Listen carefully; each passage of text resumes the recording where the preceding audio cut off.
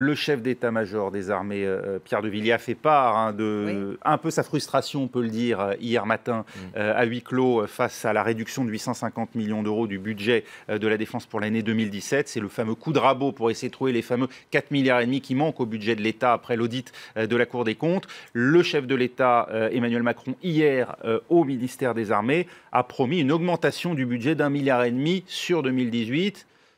Est-ce que ça Ouais. satisfait Ouais, c'est pas les... la seule chose qui soit arrivée hier dans les Ouais. jardins de l'hôtel de Brienne, Mathieu Lavin. puisque le chef de l'État s'est adressé aux militaires qui se préparaient à défiler, mais en réalité il s'est adressé aux armées, puisque c'est vraiment un rendez-vous annuel, la rencontre, la veille du défilé du 14 juillet, il y a une vaste garden party dans les jardins de l'hôtel de Brienne, qui est le ministère de la Défense, et il s'est adressé non pas directement au chef d'état-major des armées, mais tout le monde a compris que c'est bien à lui que ça s'adressait. Il a rappelé qu'il était le patron, ce qui est la réalité. Vous savez, en France, le président de la République est le chef des armées, c'est le premier soldat de France, Oui.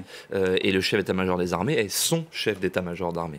On a entendu effectivement les bruissements qui venaient de l'état-major des armées ces derniers jours, et je dirais même ces derniers mois, puisque le général de Villiers s'était invité, avec une certaine audace d'ailleurs, dans la campagne présidentielle, en rappelant que on ne pouvait plus demander aux armées d'assumer toujours plus d'opérations extérieures, toujours plus loin, toujours plus nombreux, toujours plus forts, toujours plus efficaces, tout en considérant que le budget de la défense était une variable d'ajustement budgétaire. C'est ce combat-là qu'a engagé le général de Villiers.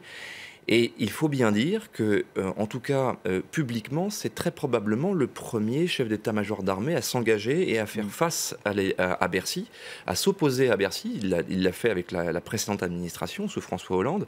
Mais à l'époque, il était soutenu par un ministre de la Défense dont on connaît bien le nom, qui s'appelle Jean-Yves Le Drian, et qui était plutôt à ses côtés. Aujourd'hui, il est un peu seul face à Emmanuel Macron. Et hier, il faut bien reconnaître que le soldat a été recadré par son chef de manière franche et directe. Et aujourd'hui, le général Pierre de Villiers se fend d'une tribune dans le Figaro, dans lequel, effectivement, à nouveau, il renouvelle ses appels à maintenir l'effort budgétaire pour parvenir à ces fameux 2% du produit intérieur brut en 2025. C'est l'un des engagements de la France, cher d'ailleurs à Donald Trump, présent aujourd'hui sur les Champs-Élysées.